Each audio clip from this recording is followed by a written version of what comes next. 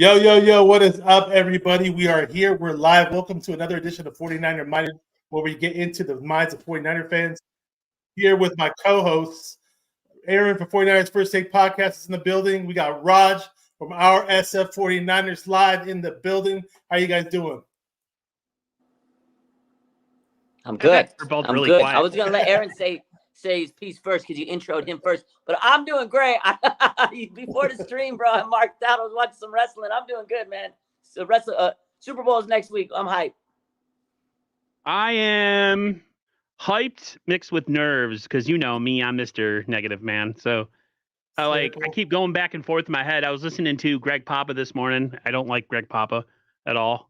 And I was listening to him talk. And he was kissing that freaking ass of the Kansas City Chiefs, man. You would think that we had no shot in hell to win a game. So, I heard this. yeah, I don't know why I listened to him. It's like you nails like on a I'm chalkboard. surprised you put yourself through that. Yeah. Yeah. Oh well. So that's that's where I'm at. All right. So before we get started with all this Niner talk, plenty of Niner talk to go around. And we had a great win that we came off of. Let's say what's up to some people waiting patiently in the chat. Raphael 562 Niners was first. Is what's up, Bashar, Raj, and everyone. We got Rashad Akil 49ers. See Bang Bang Niner Gang. Debtopia the building. What up, Debtopia? We see you.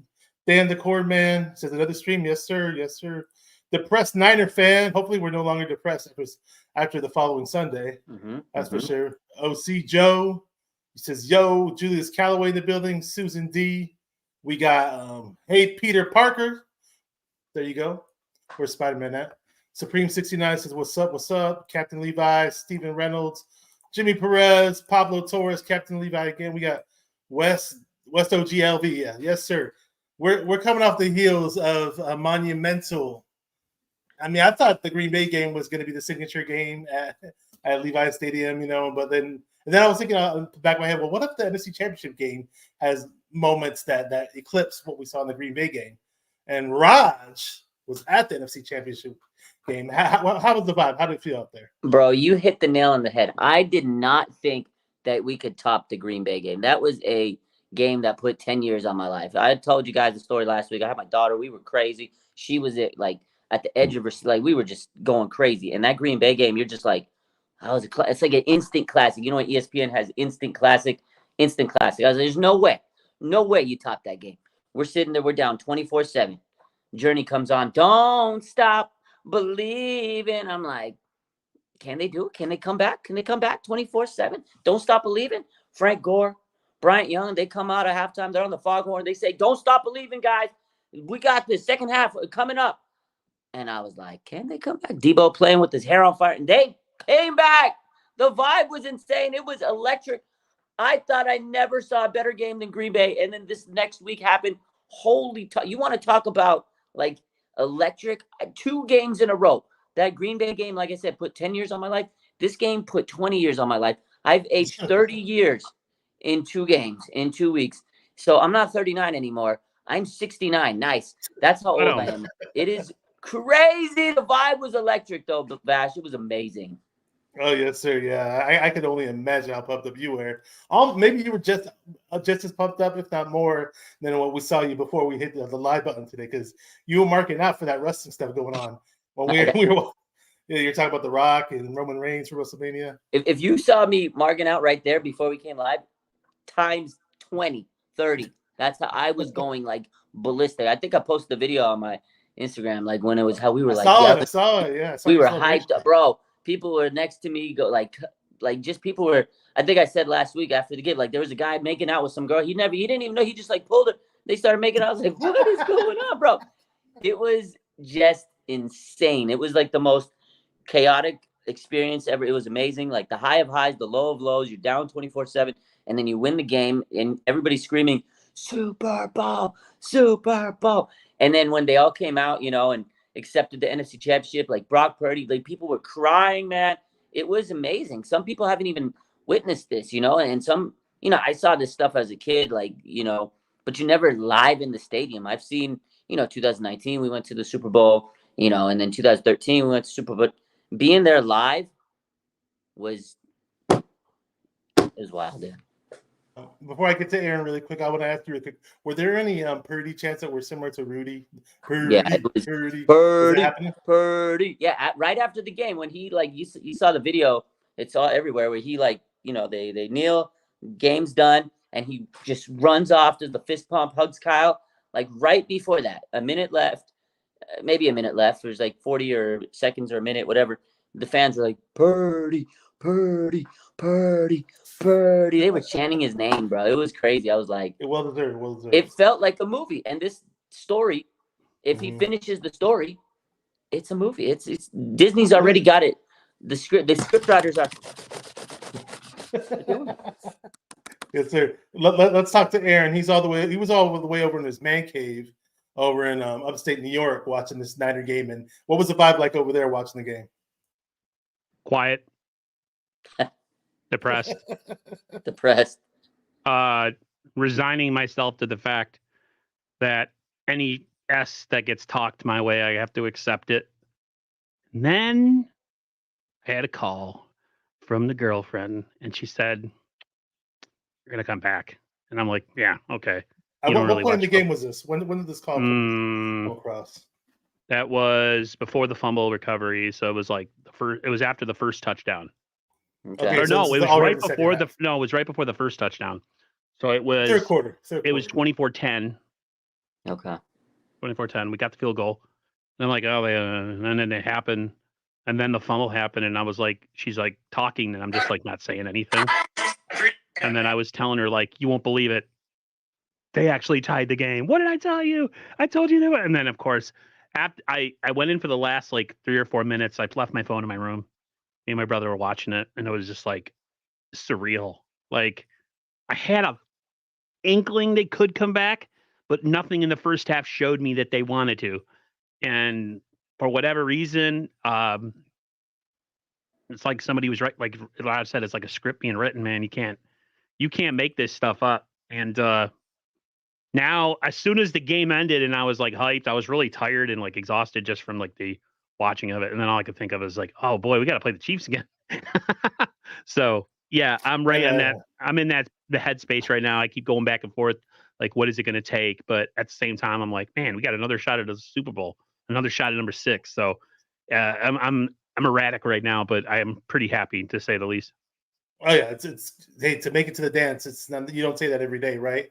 That's my brother was saying. Yep. Let's soak it in, but definitely the team, as fans, we can't get complacent. The team can't get complacent. There's plenty of work ahead. Still one more game. We got John Lynch in the house. Says, what's good? Good to see you, bro. We got 49er Media. Says we're gonna need a whole documentary series on Brock. Yeah, let's win it, and we can talk. We can try to set that up. Yes, sir. I mean, I was at home. I was texting people and sending them all kinds of voice messages to my friends during the game, and a lot of cussing going on. And then every time we celebrated, got a touchdown in the second half, I was just like hella pumped up and sending my friend voice messages, especially when Elijah Mitchell got that touchdown. I was like, we're going to the Super Bowl. So people were like, calm down. Not yet. There's still a lot of time left. And then all of a sudden, stupid freaking Lions got that touchdown in garbage time. And then that I know they illegally touched it, but when you see it live, you did not see them illegally touch it. That onside kick was fucking scary. Yeah. That because that shit blew by Ayuk. Once it blew by Ayuk, I was like, hell no. And because when you're watching at home, you don't see Kittle. And also you just see Kittle out of nowhere diving like Superman to catch it. I'm like, yes, there's my boy Kittle right there. Let's go. So I still was stressed over the 3 run plays. I was like, they're just talking like we won it, man. What if they fumble? Yeah. That was scary. And the great part about Kittle recovering that, because you guys saw the mic'd up now, all the content's out, blah, blah, blah. And remember last time they played Detroit, he didn't recover the onside, and he was screaming, I redeem myself. Like that was big, because imagine he doesn't recover that. Detroit gets one more chance, might not have been able to finish. They might have been able to go down and drive down the field. But yeah, that was huge recovery. I was scared, man. I was like, so I know we had the game, we had the comeback, but then when they scored that garbage, it wasn't really a garbage touchdown. They scored that touchdown.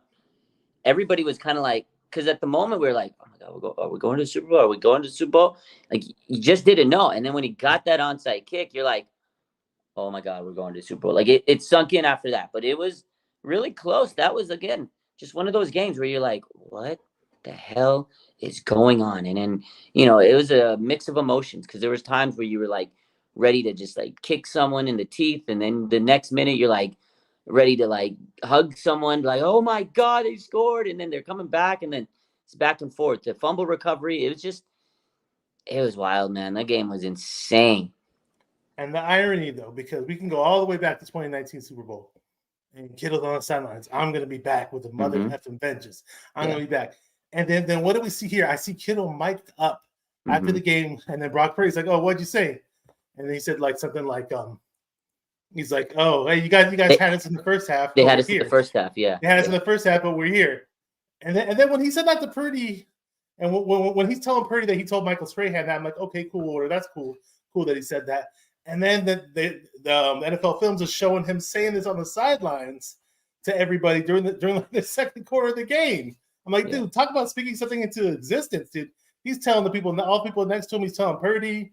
He just keeps repeating it over and over again. And if anybody was determined to get back with the mother effing vengeance, it was Kittle from the get-go. It took a while, took a few years, but we're there. I mean, seeing Kittle, I watched a good portion that Kittle mic'd up too, and his positive energy that he puts out there, man. I wish the rest of the team had what he had. Not that our guys aren't positive, and not that they don't have energy or anything like that, but like right before the game started, he grabbed Chase Young. He's like, "You better go out. You need to go out there and play your game." And blah blah blah. And I was like, dude, I wish Chase Young had this kind of fire and passion about the game. But we're really thankful to have Kittle. Yeah. Go ahead, Aaron. Go ahead, Aaron. I got a really, really good note. No, I don't know if you want me to bring this up. Well, speaking of Chase Young, did you guys saw that soundbite from John Lynch talking about how the lack of effort was addressed? Yeah, something was said. On the conference call. Yeah. He was talking about how like that's not what they do, and it's not the whatever the you know how like he was talking about him in Tampa and how effort was always the number one thing, and a lot of 49er fans were talking about how, like, you know, some people watched the All 22 and they were saying how Chase Young was kind of not hauling ass and like there was just some effort issues with the 49ers, like guys not going in and making the tackle, kind of like expecting someone else to make the play kind of thing. And for John Lynch to say that it's something that they addressed as a team recently, you have to think that Chase Young was in on that and being like, listen, mother, or like, really? NFC Championship game, you're lollygagging down the side, like across the field. I don't know what it was, man. I was like watching the defense in that game, and I was so mad because it was like literally like no resistance at all going down the field, like none, like nothing, like 10 yards a pop, 15 yards. What did they have? A 3rd and 18, and they converted a first down. That's uneffing acceptable. And to hear that he kind of dressed it, this team has to be so ultra focused. Yeah, because they're here. And this is another opportunity, and you don't get these opportunities. This could be the last one. Wow. I don't want to speak anything into existence, but like you got to take advantage of the shots you get, man. And, you know, they were fortunate to come back and win that game, even with people playing with like some questionable effort. The fact that John Lynch, that's why I love John Lynch, went and pretty much said like, yeah, we addressed it internally. It's like, okay. I mean, we are playing one of the greatest quarterbacks of all time in the Super Bowl, and one of the greatest coaches and one of the greatest tight ends, probably one of the greatest defensive tackles of all time. It's going to be a tough task, but I think they can. And it's just a matter of like Kittle bringing something into existence. Like you manifest it by believing it. And that's how I look at it with the Super Bowl. I mean, like if they could bring the effort along with the talent that they have, I think it's they have an optimal shot at getting it. So yeah, I agree with that. And going back to Kittle is he manifested, and I need the rest of his team to have that same mentality, because you're 100% right about Chase Young, and Lynch addressed that, and so did Steve Wilks, and so did Kyle Shanahan yesterday, because I know Kruger asked that question, and then they asked John Lynch the same questions. And at the end of the game, you have Trent Williams telling Kittle, "We're going to Vegas. You called it." Like that's what we need. We need that type of energy. But today, John Lynch, when they asked him about the poor effort of the couple plays shown on film versus the Lions, right? And they've been talking about it. Like, people have been talking about it. Fans have been talking about it. The media has been talking about it. They asked him, and he straight up said that effort is non-negotiable. He says it's non-negotiable, and he says that's one of our core values. He goes, And if you're not giving 100% effort, we're not going to mess with it. And it was not just one player. There's a few, but specifically people are calling out Chase Young because that play from Gibbs, right, that clip where he let the guy run and he just like kind of he walks and he's just like, all right, whatever. He just like waves at him. They brought it up. And then Steve Wilks was fired up today. I think I tweeted this one out. I saw a bit of that presser. I know what you're talking about. Yeah, so Steve Wilks I didn't see that. I'd like to hear this. This is what Steve Wilks said. He says, collectively as a team and as a defense, it's unacceptable. He says those guys know that, quite honestly, it was embarrassing. Like, he was hot. Steve Wilks was hot because at the end of the day, if the defense has a poor effort, if the defense looks bad, guess who gets called out? Steve Wilks does. Everybody sits there on the weekend when we're watching the game, fire Steve Wilks. He ain't going to have a job tomorrow. It reflects him, right? When you're a student and you're not doing good, sometimes you're going to say, it must be the teacher or the parents. They're not educating or teaching the kid right, so they're not getting it right. So Steve Wilks was like, yo, man, this is embarrassing. He said it was flat out embarrassing. And it was, because watching that game, you're like, this is supposed to be the number one seed in the NFC, right? The top team in the NFL for most of the season. And they can't make a simple wrap up. They can't tackle, and they're letting people run all over them. Like, it was embarrassing. And I love that they addressed it. And I think this defense is going to be pissed off because the coaches, the GM, they're calling them out all week. They're sitting there telling them, like, in the press conferences, if you're watching this, if you're Fred Warner, if you're Chase Young, if you're whoever's on this defense, and you're sitting there watching your coaches and your front office members saying, oh, we're embarrassed, man. That's not our core value. It's unacceptable. How are you going to play in the Super Bowl? So I kind of like that the media's saying it's this. Good. It's good. It's like telling all this coming off of a win too. All this coming off of a win. Yeah, 100%. I like it. It's fire. It's going to fire. Like, if I'm someone and I'm sitting there in the stands and watching, and my boss says, oh, yeah, I'm embarrassed with how Raj is at. I'll be like, fuck, what, bro? We coming for blood. You know, I hope Chase is so pissed. I hope he's going to be so pissed all throughout, media week and all that, and just ready on game time. Really quick, it wasn't just Chase Young. Now let's be fair to the rest. Let's be fair to our team and our fans because I pulled up Kyle Posey's all 22 reviews, and he was showing some stuff like some people were questioning whether it was Wilks' scheme, and it necessarily wasn't his scheme because people were just not following their assignments. And I'm talking guys like Oren Burks. He wasn't hitting his assignments on the gaps, on the run plays whenever they ran the ball. Fred Warner was going to the wrong gaps. So if you got two linebackers going to the gaps on wrong plays on the same play, which they did show in that film, the running back's going to have a wide open lane, dude. And it wasn't necessarily the D-line doing a bad job. It was more of the guys just shooting the wrong gaps. So hopefully they get this fixed. It sounds like Steve Wilks is pretty concerned. And he said my mic isn't plugged. Oh, hang on. It just sounds like you might have to have your mic selected. It sounds a little echoey. Oh, I got my crappy mic selected. Hang on, I gotta get the good one going. Let me know. Here we go. How we sounding now? Is it better? Yes. I think we're good now. Oh no, hang on, wrong. Thanks for telling me. I think we're good now, right? There we go. We should be good now. Yep. Yeah. I had my laptop mic going. See, I do that because I don't want you to be like listening back later good. And be like, when Raj says that like it reflects on the coaches or reflects on a teacher. Remember what Mr. Miyagi said: no such thing as bad student, only bad teacher. Yeah. So a lot of guys might be different. So a lot of guys were just hitting the wrong angles, unfortunately, and they were doing it a lot during the game. I mean, I heard at one point that the team was calling plays. They were audibling plays towards Oren Burks' side. That's how bad of a game Oren Burks had, and he's not a terrible player, but he just had himself a bad game. And these guys. Go ahead. Azeez Al-Shaair in that game. Yeah, we do. Yeah, Azeez is nice, man. Yeah, so there's a lot that can be fixed. So it's good that these guys are going to be focused in the film room with the defense, and let's get it going. And one thing I want to mention about Kittle, I saw a little snippet of this. I don't know if you guys know this. This is kind of going back. The way all this connects is kind of scary because we were talking about Kittle and how he's the catalyst for getting everybody hyped up for the comeback, right?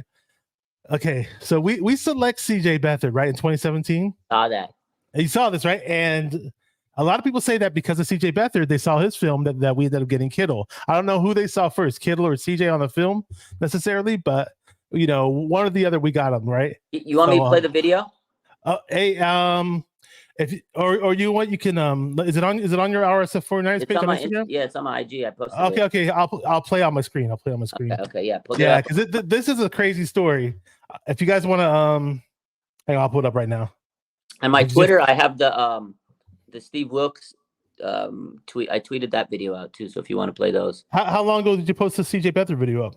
That was yesterday. It was like 10 posts that I post. I've been posting a lot. Okay, I know, because you post you post way more than anybody, man. Bro, I see your Warriors post on Instagram.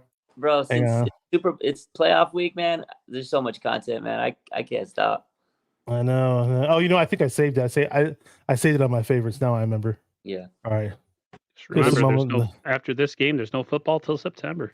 Oh yeah. Right. Okay, I think I found it. Okay, is this it? Nope, I don't have. Do you have it? No, I don't have it. I don't know why. I thought I saved it. Kind of annoying. I don't see it on your IG though. It's on there. Check back. So, do you see the post where Joe Montana dripped out in the OVO? They got him. Okay. It's right before that. Okay. I see it now. Yeah. Okay, here we go. I found it. Here we go. Let's go. Let's do this. Drippy? This is a trippy story, man. I'm glad the video says it better than I do. Yeah. Let's just say that the video is just really, really good.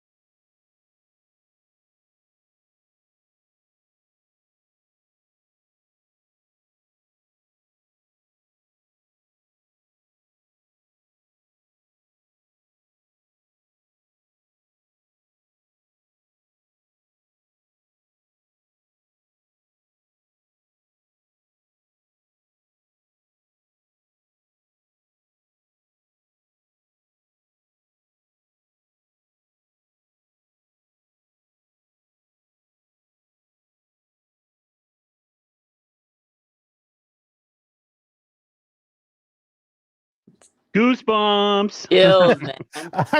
I'm just shocked that we got a cop pick for Beathard. I don't know how that happened, man. It ends up being Brock Purdy. Yeah.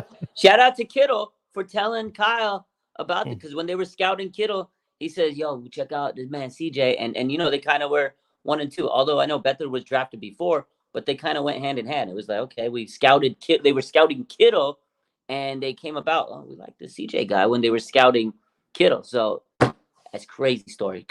Shout out to CJ Beathard, man. Hey, CJ. CJ was a real one, bro. If we win it, we got to get CJ a ring. I'm just saying.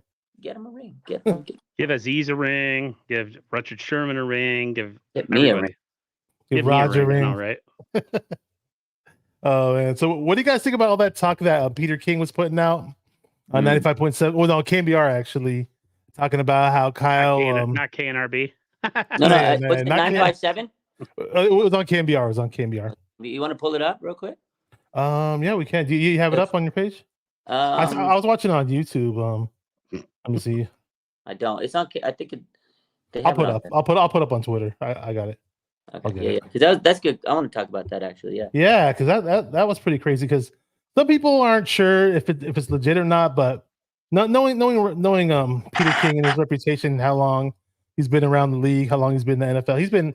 They literally have Peter King in NFL draft rooms, So, let's see. I'm going to pull it up right now. I just found it. I don't know why. Here we go. Oh, so it was 95.7 in the game. There you go. I thought. My bad. It was Willard and Dibs. I'm going to pull it up right here. It's going to be the short version, not the long version, which is cool. So here we go. This is Peter King from Sports Illustrated. Well, I don't know if it's Sports Illustrated anymore, but let's go. Kyle Shanahan, in that period of time, 20, 25, 30 minutes when they were trying to decide what they were going to do, he said in that room, I love this quarterback. This is the guy I want to take. And so all of a sudden, a chorus of other coaches come up and say, oh, man, we need this linebacker. We need this receiver. This guy is going to help us. We got 2 quarterbacks already. You just traded 3 ones last year to pick Trey Lance. Who cares about a quarterback and if we lose him? It doesn't matter. But Kyle Shanahan, and the management of this team made a decision that I'm telling you ticked off some people in that room when they took Brock Purdy, because nobody who has any idea about a quarterback from Iowa State. However, Kyle Shanahan knew one thing, and it was the most important thing, and it was the reason why he ended up taking Brock Purdy with the 262nd and final pick in the draft. And he knew that Brock Purdy was not going to sign with the 49ers in free agency. He knew it. So he said, if we want this guy, if I love him so much, we got to pick him. So they picked him. And obviously they lost out on a couple of guys who might have made their team, because every year there's 1 or 2 or 3 guys who is an undrafted rookie who comes in on all teams in the NFL and makes the team.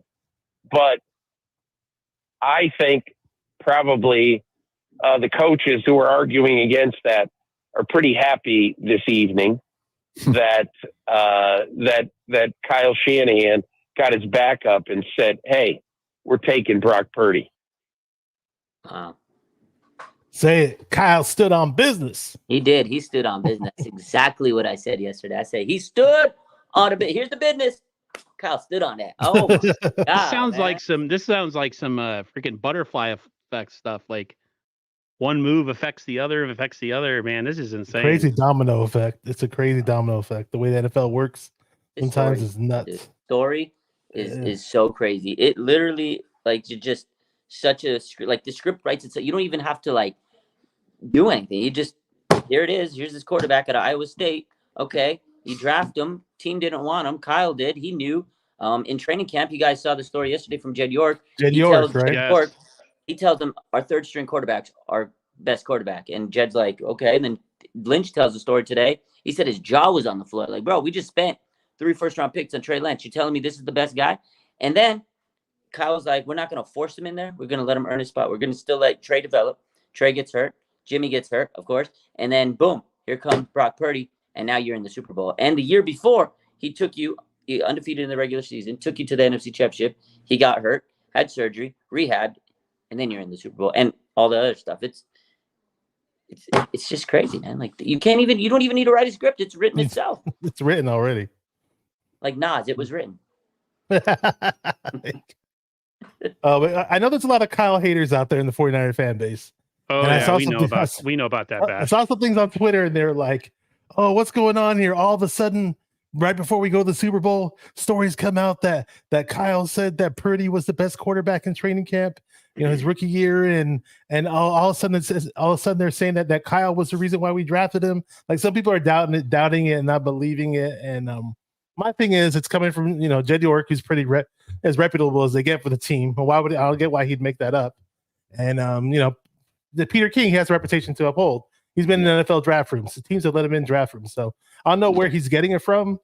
I don't know who he talked to, but it must be true if he went out of his way to spit it out there. Yeah, you wouldn't just lie, especially if he's been in the draft. Like, he's not going to sit there and spew nonsense when he is very close to the team. They would be like, yo, you can't be spitting this. We're never going to let you back in, the building and stuff. So it's crazy, man.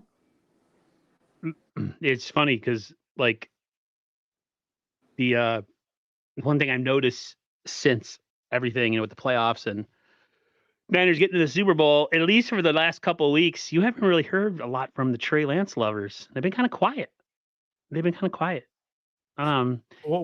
on Facebook said before the Lions game that we'd have been undefeated had Lance played the whole season.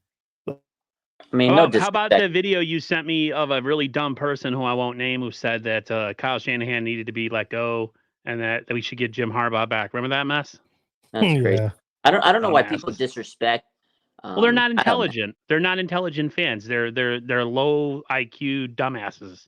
I mean, I Who get don't it. really know anything about football. I get it. Like, Kyle's fallen short. He's had his shortcomings, and it's frustrating. But 3 out of the last 4 NFC championships, he's been to 2 Super Bowls now. Like, he's put us in good position. He's built this roster. Like, it's tough. Like, going back to the whole Brock Purdy thing and the Trey Lance thing, my takeaway from all of this, okay, Peter King's talk and all this talk, the fact that, Kyle Shanahan told these guys, like, Brock's our best quarterback, and you just drafted Trey Lance. The fact that the 49ers are playing in a Super Bowl the year after you just traded away the guy that you traded 3 first-round picks to get is it blows my mind. No other franchise would be able to take their team if they busted out on a quarterback, right? In the first 5, look at other teams around the league. Look at this. Bryce Young doesn't look like he's going to pan out. I'll give him some time. Zach Wilson. I mean, the Jets are struggling. Like, Zach Wilson. You know what I mean? Like, there's so many quarterbacks in the league that just don't pan out. And their teams take 6 years, 7 years, 5, whatever. It takes a long time. The 49ers, they were able to say, okay, we messed up. We messed up. We didn't get the right guy. Like, maybe Trey is going to be good somewhere. Like, I'm not a hater. I don't even care. Like, I like Trey. I think he's a great guy. I've talked to him. I've met him personally. He's a good dude. I wish him nothing but the best. He just didn't fit the 49ers. He was too raw for Kyle Shanahan's system. They found a guy, Brock Purdy, last pick in the draft, who people want to discredit because of that fact. But guess what, man? They were able to absorb that pick, that Trey Lance pick that didn't work out. And they're in the Super Bowl the year after they just like, it's crazy. No other team would be able to do that in this league. No other team. I guarantee you, no other team would be able to do it. It's amazing. So put some respect on Kyle Shanahan for building this team and John Lynch for cultivating this team and this roster and this culture that they've done. Like, it's crazy. They went to Super Bowl with Jimmy Garoppolo. That in itself is an anomaly in today's day and age, because I'm a firm believer that, like, I said this probably like 5 years ago. Like, the NFL is no longer the same NFL that you can have a Trent Dilfer and win a Super Bowl, or a typical game manager. Now, they did it at one point with Peyton Manning. I get it, but it's just I think from here on out, you're not going to see a game manager win a Super Bowl. And again, difficult for that to happen. You want to talk about game? You want to pull up the Cam Newton clip? Let's talk. Did you hear what he said this week? He's such a bitch. Oh my god! He's saying more stuff. This guy, man. What's he saying now? You didn't see, let's pull it up. I posted it. Let's post it up. Okay, I'll go. I'll check it out. Dude is a straight clown. I know. I just think I hate the way he dresses, dude. That guy just looks like the way the way he dresses just screams douchebag. It doesn't. It's just so weird because when he was playing, when he was on his game, he was just like, I thought of him as this like tough guy that can run and break tackles. But he couldn't really. He was never a. This one right here. So if you want, got it. Well, you can pull it up so you can. Okay, what's on the thumbnail? Because I'm looking at your page. I don't see Cam. It's a picture of Brock Purdy holding the trophy, and it says I put a text on it. Brock Purdy is the 10th best player on the 49ers. This one right here. It's from a few days ago. He's just mad because okay. No one talks about him the way that they talk about Brock Purdy. He's jealous. Yeah, 100%. I found it. I don't know why he's so jealous. So it's so weird. It's weird. It's a weird vibe that I get from this guy Cam Newton. There's a lot of jealous haters out there, man. Okay. Straight up. Yeah, they're there. Purdy was trash. What I did say is Brock Purdy is a game manager.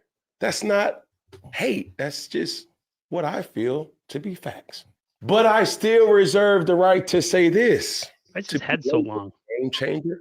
Brock Purdy has to be the best player on the offensive side of the ball. And that's not the case.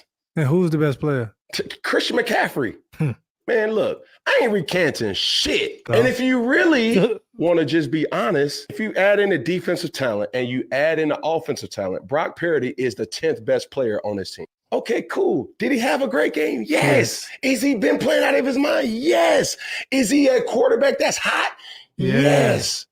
But he's still the 10th best player on his team. I've never said that Brock. Why is his head so long? You ever notice that? He's got like an alien head. I'm sick of that guy. I'm just so sick of him. I never said he was trash. It makes no sense. Okay.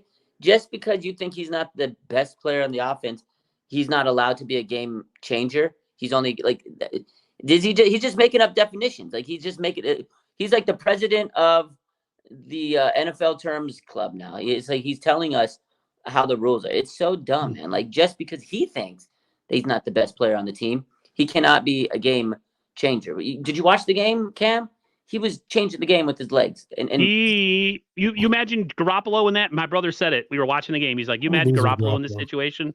I was like, no, because he would have cratered in the pocket like a little wiener and then been smiling on the sideline like, oh, that's okay. Dude, if I was a teammate of someone like him smiling at a game, I would straight punch him. I would have gotten kicked off the team. Like we would have had an issue in the locker room. Like I saw a clip of you smiling. We lost by 25 points. What are you smiling about? You know what I mean? Like, yeah. Yeah. I mean, go ahead. No, I saw a comment. Christine said he's just mad because Purdy has played better than him. That's it. Yeah, I don't know. It's weird that he's so jealous. So he's not even playing right now. He's been retired. So he's irrelevant. He's irrelevant. So he's trying to make himself, and he's relevant now because he says stupid things with conviction. So it makes it true. If you say stupid things with conviction, with a silly hat, with your long ass head looking like an alien, then people are going to believe you. Yeah. You were a good quarterback for about 3 seasons, and just like Kaepernick, they figured you out that you really aren't a threat from the pocket. You're more of a threat with the ground game. And once you get old and you can't run anymore, then you suck. You're not accurate. You know, it's just I love all these guys who were like middle of the road starters or guys that never made it, and they have all these takes and all this stuff about Brock Purdy. But yet Brock Purdy's done more in 2 years than they did in their entire career. I just find it that people are haters, man. People hate what they can't do or they can't eventually get, you know? So like, whatever. They're jealous, man. It's crazy because Cam was great for a big moment in time. Like he was good for a while, you know, I'll give him that. But, you know, at the end of the day, like being these like athletic quarterbacks, I feel like the world holds them up to a higher pedestal because of the fact that they're so flashy. Oh, they changed the game with their legs. But Brock Purdy, he did that the last game. So, you know, I don't know if you guys saw what Richard Sherman tweeted. I want to pull up this tweet about Cam Newton. Like he says, I love Cam and have a ton of respect for him, but come on. In your second year in the NFL, you wouldn't have been able to be the best player on the team, right? Just like he said, Brock's not the best player on the team. He goes, but no one would have put you down because of it. He goes, judge him like you would judge yourself because these two categories would have excluded second-year Cam too. So he kept it 100 on him. Like, hey, okay, maybe Brock Purdy isn't the best player on his team. He's not, but don't use that against him. It's his second year because in Cam Newton's second year, he wasn't the best player on his team, and you wouldn't judge him. He wouldn't say that to himself. So I love that Sherman is sticking up for Niners. He loves the Niners, man, by the way. But he was totally cheering with Joe Montana when they were doing the comeback, man. He was next to Joe Montana rooting for the team like a fan. Yeah. Montana was looking a little weird after that game. Anybody notice? He's a little shaky looking. Is he drunk? Maybe he was probably sipping on that Gold Bar whiskey. Oh, Gold Bar whiskey on the rocks. Blah blah blah blah blah blah blah blah. Yeah, I forgot. No, he been sipping on that Gold Bar because he promotes them. And then did you see, bro? He did I love Joe Montana, man. He did a he's got like, bro, he's a model for OVO. You know Drake, OVO, our very own, right? October's very own. This is swaggy. Look at this, Joe Montana. Check this guy out. Look at that jacket. That jacket. They made a custom OVO NFL Super Bowl jacket of featuring Joe Montana. The collection. That jacket is fantastic, That's dude. Fire, and look at Montana, bro. Look at him. And then they got the hoodie. Bro's rocking the Drake fit. This. Look at this. He's so fire, bro. He's looking fresh. Look at this. Look at this one. Just rocking the hoodie. Joe, baby. Goat. That's awesome. I love it. That was really cool to see him with Kyle and Michael Strahan and Purdy and Brock at the end. Yeah, love that picture. That was really nice. Somebody said his wife was dressed about 30 years too young for herself. I didn't notice that. They said she had like people love to hate comments. My mom saw it. My mom saw the trophy ceremony. She's like, oh, who's that trophy? My mom's like, who's the trophy wife over there? Who's the trophy wife? And I looked over. I was like, that's Brock Purdy's mom. Look at that. Look at that picture of those two. Look at that. Joe Montana, Kyle Shanahan, and then there's young Brock Purdy. Just like, what a moment, man. That's a crazy moment. I know. We gotta win, man. We need one more moment. We gotta win, dude. We have to win. That game was crazy. So I want to ask you guys, what was your favorite moment of this game, the NFC? Because that was filled with so many incredible moment. What was your guys' favorite? Aaron, what was your favorite moment of the game? I know winning the game probably, but The kneel down at the end, baby. okay. The kneel down at the end when Brock was like, and everyone was happy. That was my favorite moment because it was official. Yeah. Okay. Everything else was like, teetering. Yeah. So the kneel, people are gonna be like, "Wow, you're lame," but it's what it is. Yeah, definitely the Brandon Ayuk. I don't know. They got a million names for it. The Ladybug thing that doesn't doesn't to me it doesn't elevate the experience. It's just on my end. I don't hold Ladybugs in high regard, but other people do. That's fine. But other people say like the Ayuk fluke and all these crazy little names. Eventually, they're gonna have to come up with some name that we can all agree on. But I don't. That play's so awesome. It doesn't even need a name. It's just like you just gotta watch it, man. It's Ayuk. That's what I think it is. Oh, you think so? Like Okay, that's a good one. The alley-oop, I like it. The ricochet. For people that go ahead. And someone in my, because I said it was the catch four. People are like, you can't call it the catch four, Raj. And then some people, there's so many. The immaculate deflection. Some people said the Ayuk fluke. Some people said the ricochet catch. I like that one. I like the BA ricochet. But that play to me, that was my favorite moment because like Brock Purdy just like launched it, and I was like, oh my god. And the fact that like it hit the dude in the helmet and freaking Ayuk just like stood there and he was able to stay focused to catch it. It's an incredible moment. I thought the Ladybug story of it was kind of cool, right? A little cheesy, a little cool. Yeah. Where he says a ladybug landed on my shoe, and then the Gold Rush cheerleaders saw a ladybug come. Then the camera woman, what's her name? Kim Possible, yeah. Impossible, yeah. She says right before the play there was a ladybug on my shoe. I don't know if I believe that part. She's just trying to get into the cloud, but I mean, it's still there were ladybugs everywhere in Levi's. Levi's ladybugs. You know, so you probably had a few ladybugs on your hand while the play was going. Who knows? Yeah, maybe Brock Purdy had a ladybug crawling on his neck when he threw the ball. But we definitely saw a different side to Ayuk after that game, though, right? The way he was emotional and tearing up, and he wasn't. Yeah, it was different. It was a different Ayuk that we saw. He's usually quiet and reserved, but he had the emotions come out. His parents were there with him. Yeah, his mom dad and dad, was dope, bro. There was I think his parents are so cool. Caught a video of Ayuk after the game with his parents, and then Debo and him were hugging, right? Debo and Ayuk were there, and Debo's like, "You're the man, you're the man." Duh, Brandon Ayuk's. I don't know if you saw the video. Brandon Ayuk's dad's like, "This Debo Samuel." He was geeking. Yeah. Brandon Ayuk's parents are so cool. If I was there, I would have been like, "Yo, that's Debo." His dad was like, "Yo, that's Debo Samuel. Fuck my son, that's Debo."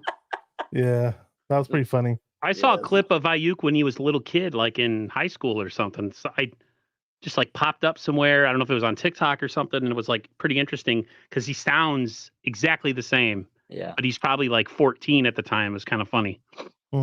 There's a pic of him when he's a little kid, like maybe 6 years old or 7 years old, wearing a 49er turtleneck or something like that. Mm-hmm. And I know he grew up. Part of his life he grew up in Nevada, but part of his life he grew up over in Rockland, which is really close to where I live, because I live in Roseville, and he also played at Sierra College for 2 years, which is where the 49ers had the training camp for all 5 Super Bowls.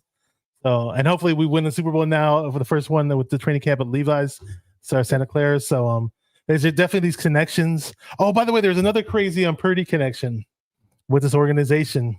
I had no idea about this, but apparently Brock Purdy's dad played John Lynch in a baseball game. Brock Purdy's dad played for University of Miami Hurricanes. Mm-hmm. Played baseball there, and John Lynch played baseball at Stanford. Oh, and they had a conversation like that about playing each other, and how they played each other in the game. And Brock Purdy's team won on the Miami Hurricanes. They beat Stanford. So, but Jed York was talking about that. It was part of Jed York's long interview. His story, yesterday. Yeah, how he goes. I remember meeting his parents, and they were so excited to see be there. Yeah, that whole Jed York conversation was amazing. That was incredible. But yeah, that was crazy. My favorite. I mean, the Ayuk play was probably the craziest move. It was probably the best moment, in the game. But man, I just remember that play to Kyle Juszczyk, man. That play was, to me, just wow. Oh yes, but he scrambled out of pressure and he just throws the pass, beautiful pass, and then Kyle Juszczyk looking like, I think someone did an edit where he looked like the Michael Jackson moonwalker, and he like catches the pass. Like that was amazing catch by Kyle Juszczyk. And then to me, the other big play, like one of my favorite moments, Brock Purdy, the scrambler. He had multiple ones, but there was one where he just broke the pocket, and it was on the game-winning drive, that touchdown to CMC. Oh man, like the scramble from Brock Purdy, was just unbelievable. That was just my favorite moment. Seeing Brock like carry this team, and again using his legs, changing the game was my favorite moment. But one of the biggest game-changing moments in this NFC Championship, we talked about it on my show this week. I'm sure you guys mentioned it. Dan Campbell, man. I said it last week, Bash. I said he's going to be the reason the Lions lose if they're winning, because he's going to make boneheaded gambling decision, and he did that. He made some bad decisions, man. Like, you can't do that in the playoffs. No. Somebody said he was coaching like a regular season game in the playoffs. He's just like ultra aggressive, the guy, you know, kind of like a Bill Goldberg. Back to another wrestling reference. Like Bill Goldberg was your head coach. He kind of looks like Goldberg. And from what I heard that the kicker for the Lions was only a 70% kicker or something like that. So maybe that played a part into it, or I don't know. But eventually you got to kick some field goals. Field goals are a part of the game. I was going to replay that Purdy play that you mentioned really quick. Yeah. And now throws it and has a completion. It's going to start over. How in the world did that work? Use throwback of that. Here's Purdy on first down. Late blitz coming. In trouble. Purdy stays up on his feet somehow. And now throws it and has a completion. I mean, you see plays like that. That was like Joe Montana right there. Those are plays that elite quarterbacks make those plays. Yep. When did we ever see quarterbacks do this? You know, from since I don't remember Garcia even doing that. Like that was nuts, dude. That's crazy. If Patrick Mahomes would have done that last week, oh my God, they would have glazed them so much. They would have played that. So they would have shot it in every angle, from the side, from the back, from the bottom, from the top. They would have played it in every angle. Brock Purdy got one post about it this week. That was it. John Lynch, the real John Lynch says the catch should be called "You almost had it," just like the game. Yeah, you know, some people were saying that wasn't pass interference, and they picked up the flag, but at the very end, you could see that the guy had his hands on Ayuk's shoulders, so it just looked like he was interfered, in my opinion, when I saw it. And I just like the fact that Purdy had the gunslinger mentality to air it out. I mean, and if for those who know what air yards is basically from the line of scrimmage to the point of the catch. People say Purdy has a weak arm. I mean, it was 43 yards in the air from the, you know, he rocketed that pass. Dude. What does Crocker say? What does Eric Crocker say? Throw that hoe. Oh yeah, I haven't heard that in a minute. Air that hoe out. Air that hoe out. There you go. He did. And thank you, Debtopia. Mm-hmm.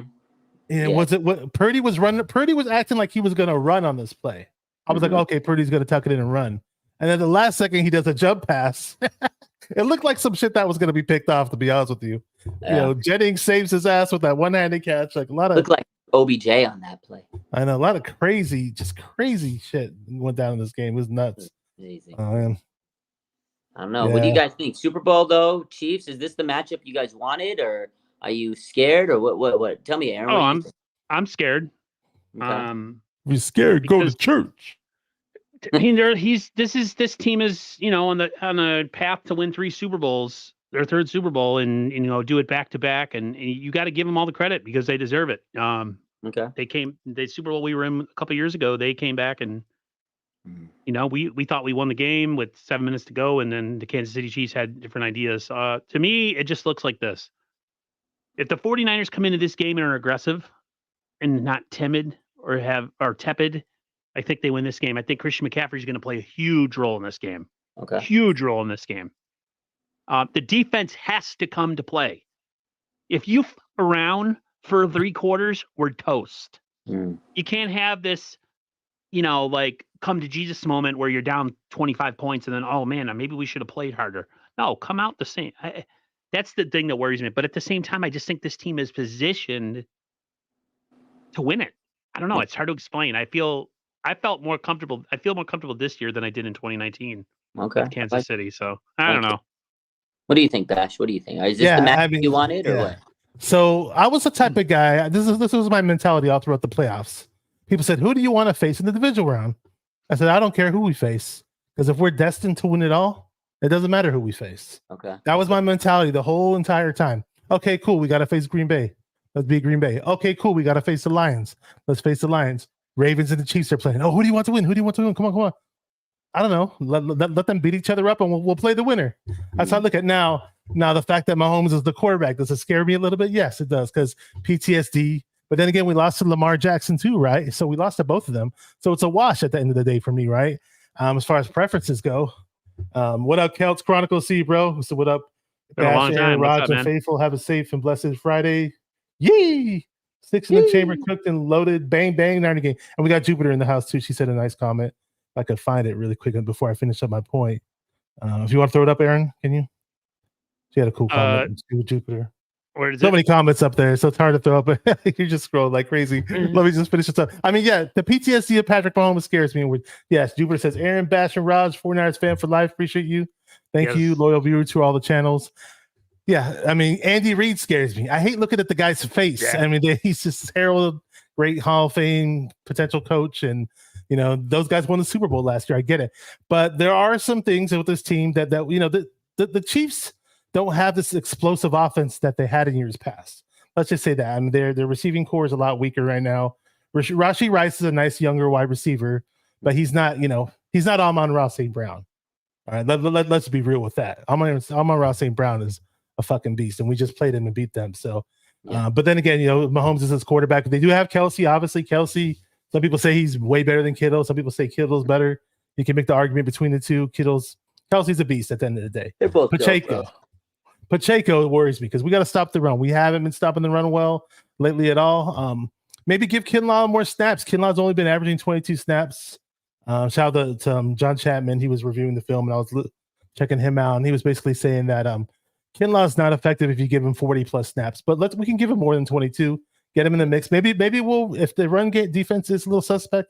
I haven't seen him do this, but I wouldn't mind seeing Armstead play a little first down edge if they have to in the run game. But I don't know if they're going to do that. They may stick with what they Chase need. Young has to sit his ass on the bench and not play at all. I mean, we got no depth, man.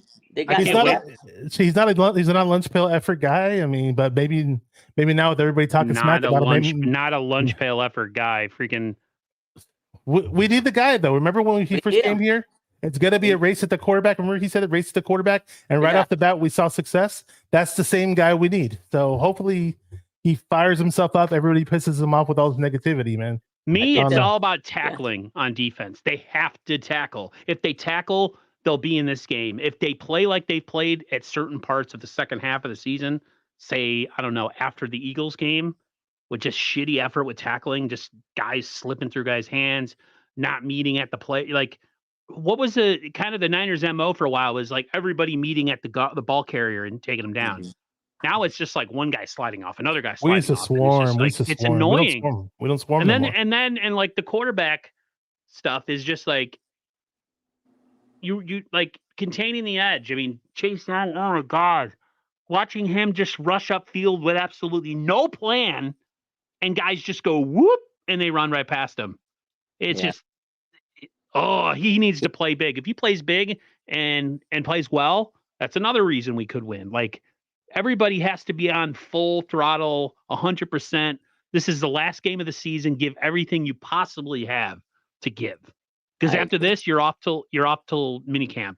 And some of them might not be back. Some of them might not be back. Some of them, you never know. Who knows what's going to happen down the line? This is it. 4 quarters. I know Chase. We talked about him tonight. The team has addressed it. They've said, look, no effort. And again, it's not just one guy, but a lot of players out there that are, maybe half-assing, whatever. Whoever it is, they know who their names are because the Niners have addressed it internally.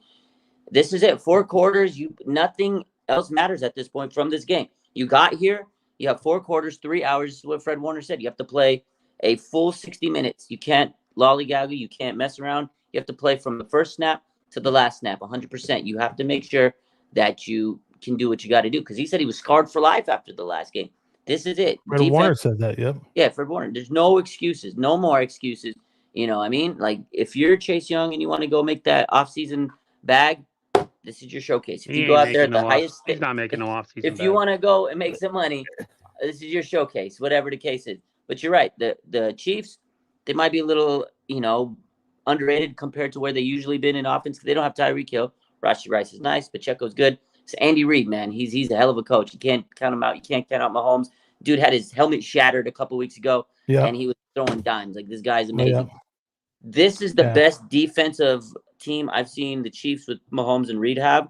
It's going to be a battle for us, I am worried about that, but they did lose Charles Menahu. That's a huge loss. I love that guy. Yeah. He was good. And that also, Niners lost him too because he went to the Chiefs.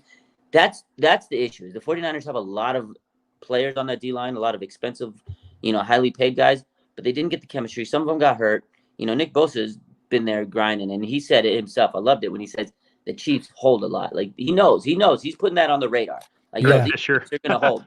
But this whole defensive line, it's been a hodgepodge of players because this offseason, and me and Aaron talked about this literally every single day we did a stream on the offseason. I said, we need defensive line help, edge help. We still need edge help because Drake Jackson got hurt, okay? Clelin Ferrell got hurt, who was really good at setting the edge, by the way. He said they completely changed once they lost him. They did, because Aaron said something that I was like, man, when I've been talking about this game, Chase Young doesn't set the edge. He's just going to rush towards the quarterback. That's his MO. That's always been his MO. Clelin Ferrell, he's not like the best rush to the quarterback type guy, but he can set the edge, and he can stunt a little bit if he needs to and rush. He was good. He was underrated, but we lost him. We lost Samson Ebukam, who also was good at setting the edge. We lost Charles Menahu, who we just mentioned. He's good. He can do both. Set the edge. He can rush. So those type of guys that we lost, we didn't really replace them this year. Randy Gregory, he's okay, but he's a little bit older than what he was. But we needed him for depth because Drake Jackson was hurt.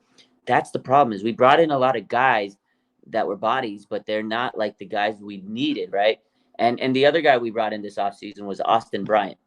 I think that was a mistake. We should have got somebody else instead of Austin Bryant. Me and Aaron said this. And they probably should have got Jadeveon Clowney because he had a renaissance year. He had a really good year this year for Baltimore. I would have loved to have seen them get Clowney instead of Austin Bryant. I think he would have helped out. But, hey, at the end of the day, this is it. 60 minutes, 4 quarters left. This defensive line, you were paying, like, Javon Hargrave's getting paid a lot of money. Arik Armstead's getting paid a lot of money. Nick Bosa's getting paid a lot of money. They need to earn it. They need to go out there and do what they got to do and stop the run, get to Mahomes, because if you could pressure any quarterback in the NFL, it makes their job a little bit harder. So yeah, stop talking about what you need to do and what we need to accomplish and what we need to get better at. Just go out and perform it and stop talking about it. Yeah. That's right. So Christine said she watched the Chiefs games a lot this season and every game they held. She's like, what the F? Bosa brought that up. And Jawad Taylor, actually, the right tackle, is the most penalized offensive lineman in the NFL right now. So hopefully we take advantage of that. Bosa, now I know we haven't been, this isn't the same Bosa that racked up to almost 20 sacks last year. Did he get 20 last year? But Bosa was pretty effective the last game. He just needs some damn help. He needs Hargrave to step up. Chase Young, we mentioned him, and run some blitzes every now and run some blitzes. Run some blitz packages that we never ran all year. Run some stunts. It's the last game of the damn year, and it's the one you have to win. Yeah. So, hopefully pull out everything. I think Kyle needs to pull out. Like, there's no game after this Super Bowl. So you pull out everything, kitchen sink, any play that you've been saving. It doesn't matter about the week after. Like, who's going to study our film? It doesn't matter. It's the last game of the season. You got to pull it all out. And one thing, I was watching John Chapman. I mentioned him earlier. In his opinion, he thought that the loss of Charles Omenihu was more impactful to the Chiefs than our loss of Clelin Ferrell. He was saying that it was a bigger blow to them. So he has I believe he has a strip fumble sack against the Ravens recently. He had 7 sacks. He was like their third pass rusher. He had 7 sacks. Well, basically their second best edge guy. Basically, And so it's gonna be very interesting. Chris Jones is the beast up the middle, and George Karlaftis, the 10 sack guy. I'm not sure how he is in terms of overall pressures, but he does definitely get some sacks. So yeah, we have a work cut out for us. It's Trent Williams and just a bunch of guys. If you just look at our offensive line isn't really all that impressive. And I was a guy who was pounding the table like crazy in the offseason to upgrade it. But again, we're here in the last game, the Super Bowl, with that offensive line. So we just have to make the best out of it, and worry about trying to upgrade later. That's true. At the end of the day, hold it down with what you got. I mean, Aaron Banks has been good, but he's had some injuries this year. So, it's been up and down with some of these guys. It's not like they're all elite guys. You got Trent Williams, and, these guys are good, but they're not great so far. But, hey, man, this is it. Last game of the season. It's all out, man. They do have a good defensive line, but I agree. That loss of Charles Omenihu is huge. He's been having, like, his best year. The Niners kind of got him right. And Chris Kasurik developed him. He got a big contract, and he really earned that money with the Kansas City Chiefs. So that's a huge loss for them. But, Chris Jones is going to be Chris Jones. He's going to be a monster. Kittle talked about him today in the presser, and he says he's a hell of a player. And he really is. I remember the He last wrecked time. our Super Bowl last time. I was just saying, last time we His played batting that, down passes. And... he was kicking us, man. He had the deflections, everything, and they had a Frank Clark who was just talking trash and eating. I hate that. Pissed me off because I remember there was like a mic'd up segment. I have the clip. I remember I was watching it. He was talking hella shit. And he was talking so much trash to Kittle. And Kittle's like, I just made the play. What are you talking about? And he's like, do your assignment. Like, they were going back and forth. But he was trying to get in Kittle's head. And that was a young Kittle. And I think that he might have gotten in the Niners' heads because he was talking so much trash. I hate Frank Clark. He was on the Seahawks before and the Chiefs. Like, this is one of my least favorite players of all time. And he talked so much trash. And then after the game, he was talking trash to the night. I hated this guy, dude. But yeah, those two guys wrecked us, and I hope that that's not the case this year. You know, Chris Jones was, oh my God, he was all over us last game. Yeah, hopefully those guys don't make the same impact. Yeah, well, Frank Clark's not even on the team anymore. Now we got to worry about Karlaftis. I don't think he's a big trash talker. Yeah, he's good though. He's definitely good, and yeah, it sucks for them that they lost so many. I'm not one to. They do have some other injuries too, actually. There's somebody on the O line has a torn pec, and the chat mentioned Willie Gay, one of their linebackers. So they're banged up. Go ahead. I remember last week, people were mentioning. I watched a lot of teams be able to move the ball in the Chiefs, especially Buffalo and other teams. I mean, you can move the ball in Kansas City. I mean, nobody's unbeatable as far as defensive. Like the Niners. I mean, the Bills are freaking like two guys. They're Josh Allen and Diggs, pretty much. And the Niners have a lot of weapons. It just pass protection has to be key in this game too. Correct. Like they have to hold up against Kansas City and give Brock a clean pocket. Brock needs to come in, be settled in a little early. I know Brock he gets a little hyped. And sending one to the other team, that's something that we can't have. Can't have, an erratic interception. I mean, it could happen, but man, it's a nerve-wracking game because Kansas City is so proven and so they're just so elite. They've been there. I called them in the middle of the season. I told my brother, I says, guaranteed they end up in the Super Bowl again. I said, and they'll beat Buffalo in the playoffs. And I said the same thing. Yeah, I was on a stream with you, Raj, maybe a few weeks back, maybe right before the playoffs started. I think you were asked me about who I thought was going to do well in the playoffs and the AFC was going to come up. And at the time, the Chiefs had a crappy regular season record. And I was just saying, I wouldn't be surprised if the Chiefs made it to the dance because you just can't count Mahomes out. They're a little different team when it comes to the playoffs. And they do enough to get there, and then when the playoffs come, they lock in. It's what the Patriots did. They did what they had to do to get there, and then they flipped the switch. And Mooney Ward today on his press conference was hilarious, dude. He keeps it real. He says he was dropping the F-bombs. He said, like, he goes, missed this. They asked him about what's the mindset going into this. He says it's gonna be a movie, bro. He says it's gonna be a movie. Media everywhere. You got to stay locked in.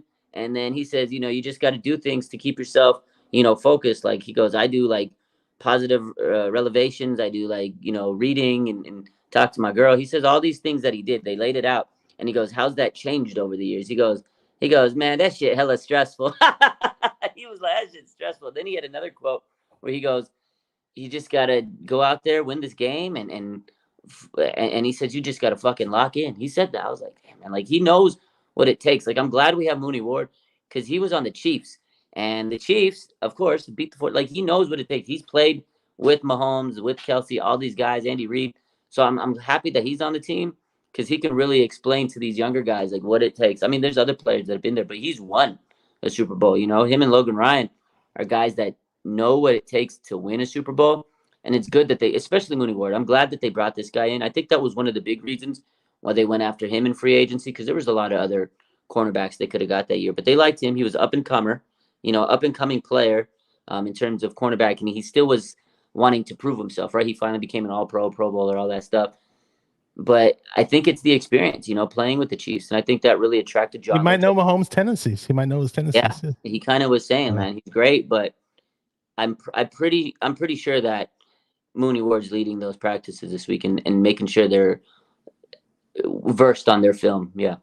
There you go. So we're going to wrap things up right now. Thank you for everybody that's popped up in the chat, whether you're on RSF 49ers live channel or my channel, 49er Minded. If you haven't subscribed to 49er Minded live channel yet, or hit the like button, do so. If you haven't done the same with RSF 49ers live, do so. Also in the description box of this video, I put up the link to 49ers First Takes podcast for Aaron's channel. And if you guys have anything you want to plug before we get out of here, go right ahead.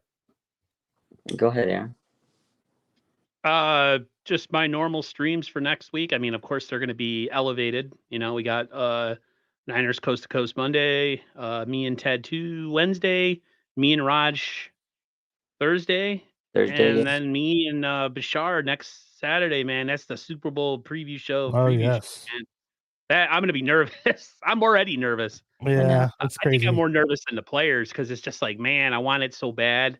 I want them to win so bad. It's been so long. I was 14 when they 15 when they won the last.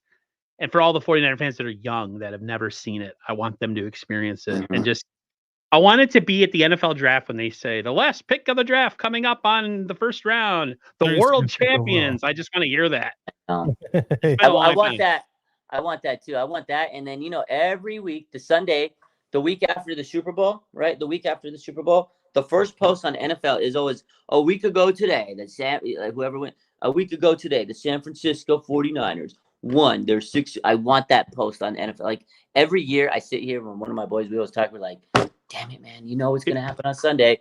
They're going to say a week ago today, the Kansas City Chiefs, or like whoever wins it. I want that NFL post to say a week ago today, your 49ers won the NFL Super Bowl. And then all the stupid hater fans in the comments, oh, fucking 49, oh, fucking 49, oh, fucking 49. I want that.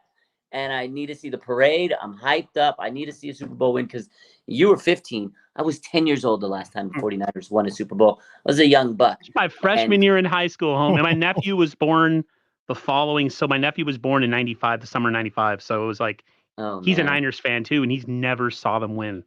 Yeah, a lot of young bucks, man. I'm excited. I want to see them win. I'm nervous. I know I'm going to be throwing up the day before, just sick to my stomach because I'm going to be just nerves. But, as for me, content is normal as every day, live on Instagram, YouTube, the vibes.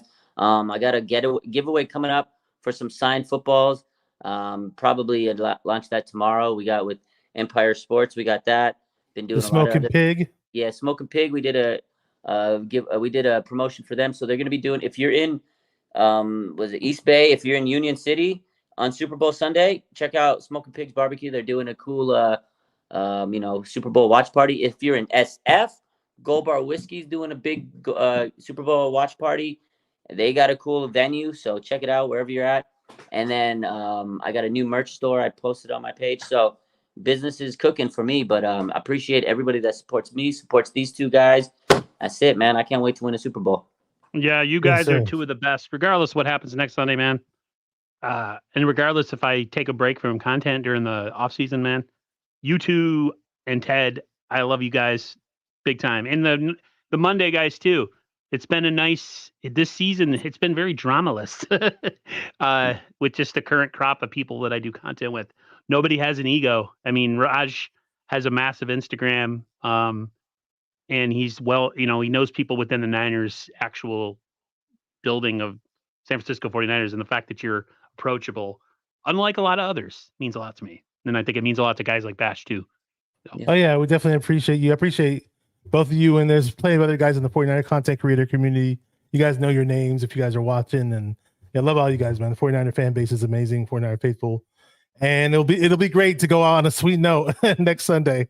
If this is where it ends, like it's gonna be a little bit, it's gonna suck. I mean, it will. But if nice season was pretty, but yeah. If the Niners win, oh my God, the podcast, it's gonna be so much. Everybody's gonna be live, Raj. The content is going to be absolute beautiful. Please, I need to see the Super Bowl. I need to have good content. I don't want to have depressed content. I don't want to be wearing all black emo. Please, we need a Super Bowl win. Let's go Niners. We had hella fun last Sunday. I went on like an hour after we won the game, and it was a blast. And we had so much fun talking about that game. And I can only imagine going live after a Super Bowl win. Oh my God! Again, thank you guys, everybody in the chat.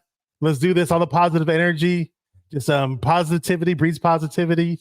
I don't know what else to say. Be like Kittle, man. Watch Kittle on the sidelines when he's mic'd up. And let's be the same way as Niner fans. Hopefully the team will be the same way. Let's get number 6 next Sunday. Let's do it, Las Vegas. Thank you guys for watching 49er Minded, where we get into the minds of 49er fans. Keep repping those 49ers and stay 49er minded. Peace. Bang, dang, Niner gang. Let's get number 6. Beat the damn Chiefs.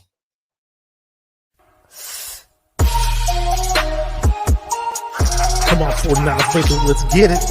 Because it's 49er mind. We gotta do this one time for the Empire. It's 49er mind.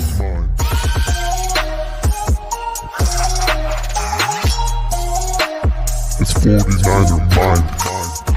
We gotta get that brick by brick real quick. 49er mind. Yeah, Ria! Yo, we can't listen to them haters, man. 49er mind. We from the Bay. 49er mind. We them San Francisco 49ers. 49er mind. We got that red and gold blood inside us. 49er mind.